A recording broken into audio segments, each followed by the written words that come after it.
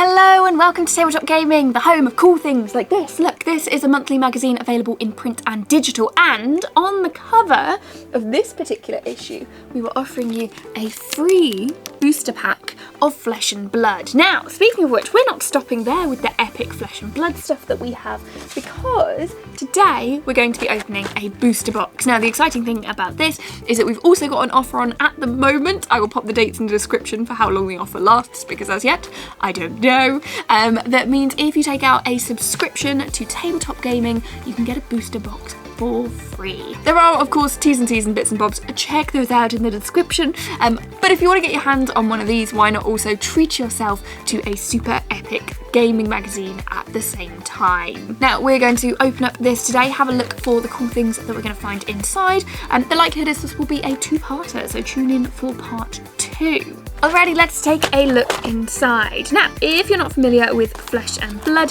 it is one of the more recent trading card games to hit the market, but it's done so with quite a bang. You'll see quite often in friendly local game stores and the likes that they will have competitions, they will have the tournaments, they will have exciting things going on, and very often you will see their POS around the store. This is sort of what we're looking at. There's plenty, it's very pretty on the outside, and if we open her up, we can present it nicely with all of our beautiful booster packs inside there. So let's take a look inside. Now, to begin, they have different patterns on the front as you would expect. I'll show you just a couple. So we have this lovely figure, we have her, and this snow golem, which I love. Now, because there are 24 packs in a booster box, we are going to go through 12 today and 12 as part of part 2. So I've separated those out. We will jump right in and do this lovely and quickly. Why keep you in suspense? Let's take a look. So we begin with Heaven's Claws. And as we start going through, you can see the artwork on these is really, really lovely. Now, in each pack, you'll get a certain number of commons. You will also get a few rares. And you can tell that from the little letter in the circle there. So our rares this time are Bolt and Shoot, and we have Lightning Press as well. Now, you also tend to get one I found with this beautiful sort of background on it, where it's got some sort of holographic effect. And we've got Stir the Wildwood for this one, which is a common card. And then as we keep going, you have your different actions available to you, and we also have our final card, which is one that is double-sided.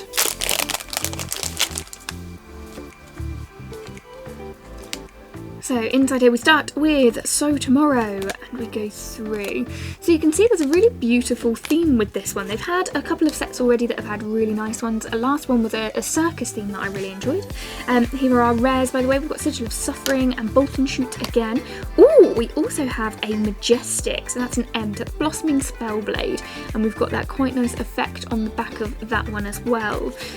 So to give you an idea, as we go through our sort of more common cards at the moment, their rating system is slightly different to other ones that I've seen. There's our double-sided one, by the way. Because what we do with these ones instead are we go from a system of common to rare to super rare. Here are our rares. We've got Evergreen, Snapshot, and we go back to Electrify as our common, but with that beautiful background.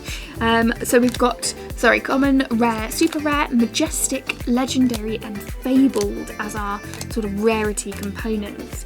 Now, obviously, the higher in the scale those go, the less likely you are to get them. And I've only opened a few so far, sort of over my period with them, but we've got Turn Timber as our rare, by the way, and Icequake. Oh, and another rare, we've got Weave Earth with the holographic background there, all those sort of little tints in there to make that quite exciting. I've only had a couple that have come out. Majestic. I've never had a Fabled card. I'm very, very excited for that. Hopefully that will be today or even maybe our next video.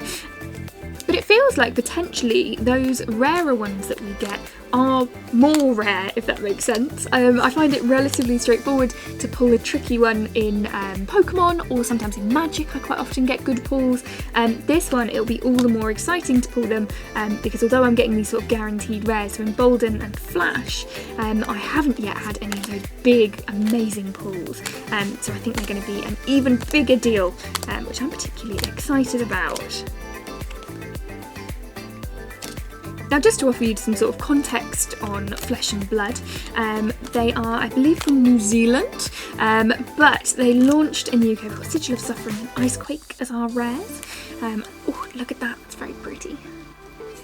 And they launched at what would have been a perfectly normal time to leap into the competitive scene in the UK. We've got a really healthy competitive scene for things like Magic and Yu-Gi-Oh! And Pokemon.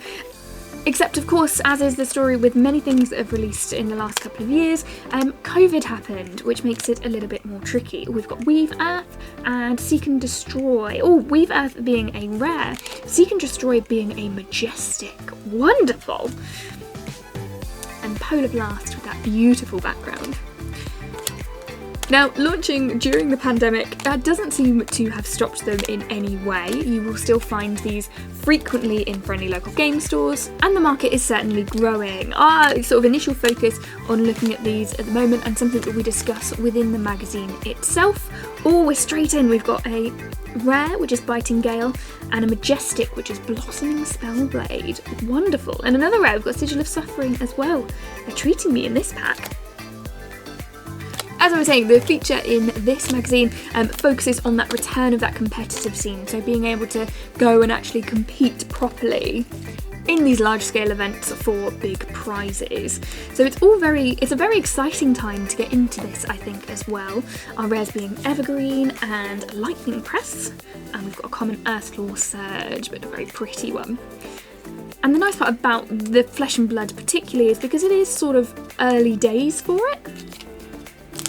There's no huge learning curve to sort of familiarise yourself with previous lore. So one of the things I'm starting to get into Magic the Gathering and struggling a little bit because there's a lot of it to know. Our rares, of course, being Explosive Growth and Weave Ice. Now with Pokemon, you can get quite a lot of that from popular culture. There's a lot of recognisable specific Pokemon and evolution, so you always feel a little bit ahead. But having said that, there's so many differences between sets and between abilities that you still feel you're jumping in almost in the middle or at the end.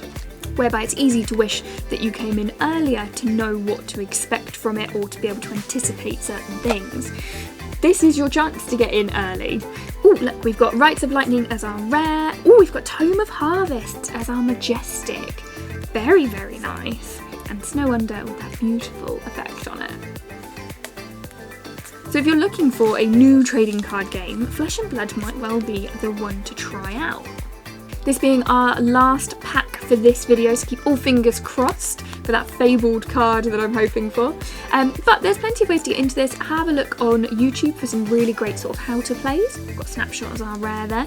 And hopefully we'll look to provide something as well soon that gives you a similar idea. So Weave Ice is a rare, and we've got Frost Fang, beautiful, as our other rare. One thing I do love about these is how beautiful the artwork is.